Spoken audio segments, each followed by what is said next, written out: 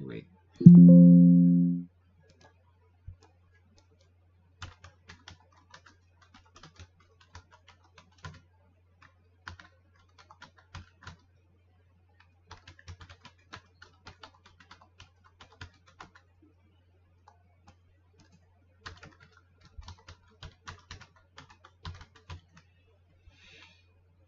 Okay.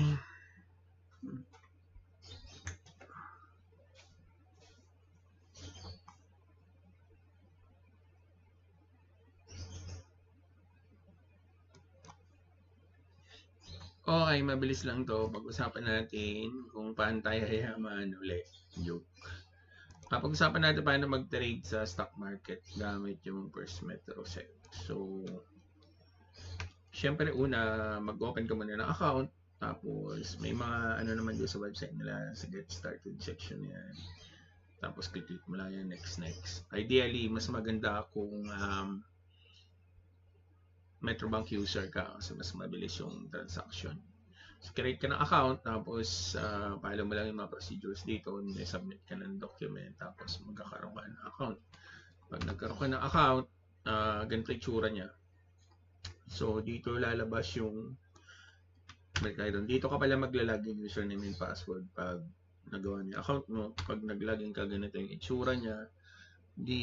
So, wala ka pang pera initially, so wala ka pang buying power. Ito yung pera mo. Then, dito nakalagay yung mga current stocks mo. Yung mga portfolio mo.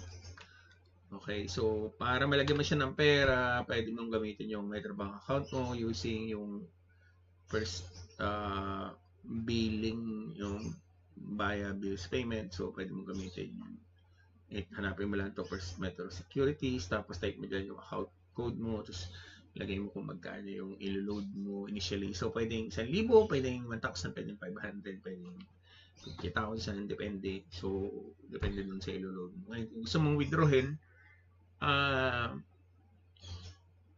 hindi mo siya ma-withdraw agad kasi merong cut-off. So, kailangan mo siyang ma-withdraw. Ma-withdraw mo naman siya in 3 days. So, guaranteed naman na makukuha mo yun in 3 business days yung pera mo. So, hindi siya illegal. Yung mga iba kasi pag naglagay ka ng pera, hindi mo makukuha agad yung pera mo. Pero ito sa mga trading platform natin, usually 3 days mo makukuha yung pera mo. Pag nag-load ka, 30 minutes meron na, may makikita ka ng buying power, and then pwede ka na mag-trade ng stocks, pwede ka na bumili. Ngayon,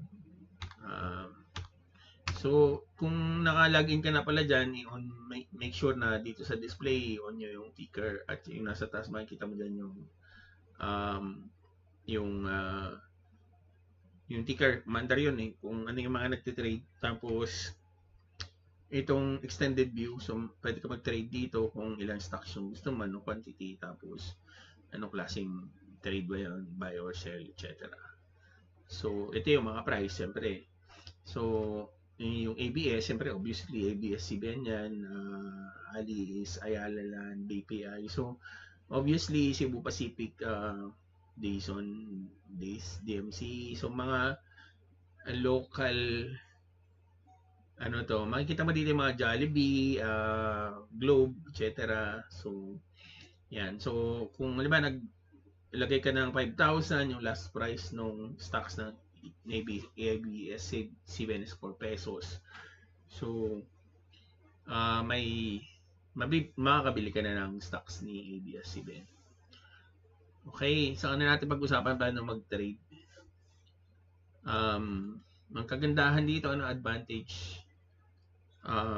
Advantage nito ay syempre mga company natin yan. So, magiging investor ka doon sa mga local companies natin as compared to crypto. Tapos, ang kagandahan dito, hindi siya masyadong volatile. Like, hindi siya nagtitrade 24/7. So, office hours siya nagtitrade from 9 to 3. Or 9 to 3. 9 to 3 lang siya. So, pag tulog ka, you don't need to worry about your stocks. So, ganito yung tsura niya. Yun, pwede ka mag-open account, tapos meron dyan, susundan mo lang yan, yes, no, tapos next page ka lang. Meron din silang guide dun sa mga paano mag-open. Actually, pwede kang maglaro dito, pwede kang mag-create ng play account. Which is hindi ko pa try natin. Tapos, yun, create ka ng account, mas may yung mga paper requirements mo, so yung mga ID naman yun usually, and then you can start trading. So, ito pala yung tsura ng ating mga yan, so video yan, ito yung ating mga securities, so yung most active today. Yun, yung change, ano ba yung pinaka-active ngayon? Ayala Corporation down may 37 pesos. 620 yung stock niya per stock na price. So kung may 6,000 ka, pwede kang bumili ng 6,200, pwede kang bumili ng 10. Ayala. Then SM. So mga local company to, maganda dito kasi may mga regulation to, pwede silang masuspend kung hindi sila nag-submit ng mga report nila, financial report. So pwede mong reviewin yung kanilang mga financial report, yung mga benefit. Tapos isa pa, meron siyang meron mga stocks na may merong mga stocks na may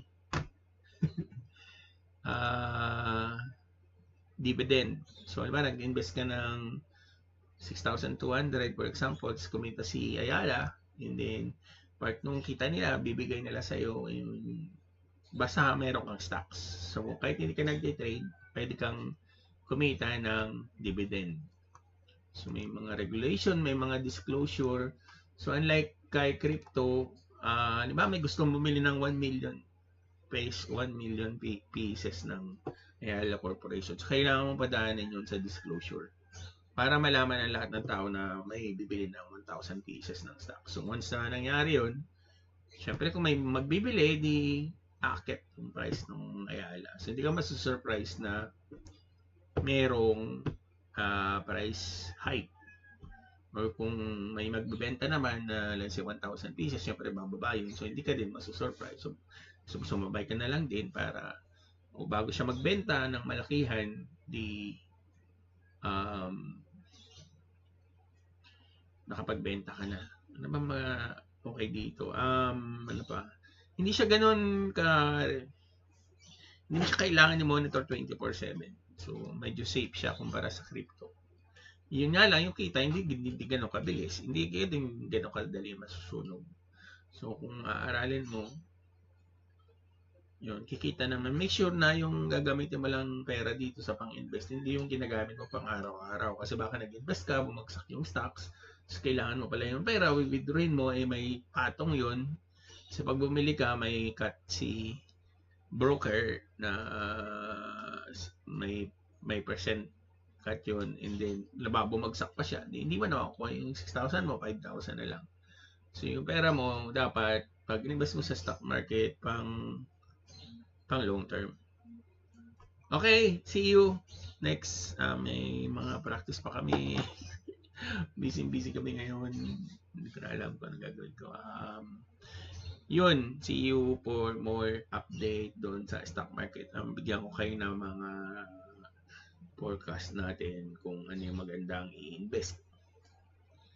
Pero kung bago ka pa lang, maganda yung mag-invest ka dun sa mga blue chip, yung Ayala, yung Globe, yan, mga blue chip natin, Jollibee, at saka AGI yata yung McDo or something. So, yan lang. Doon muna tayo sa mga blue chip mag-invest. Alamin niyo muna kung ano yung mga blue chip dyan. Okay, stop natin. Yan lang yung tips ko sa kung mga bago pa kayo. Again, you sign up with First Metro Sec.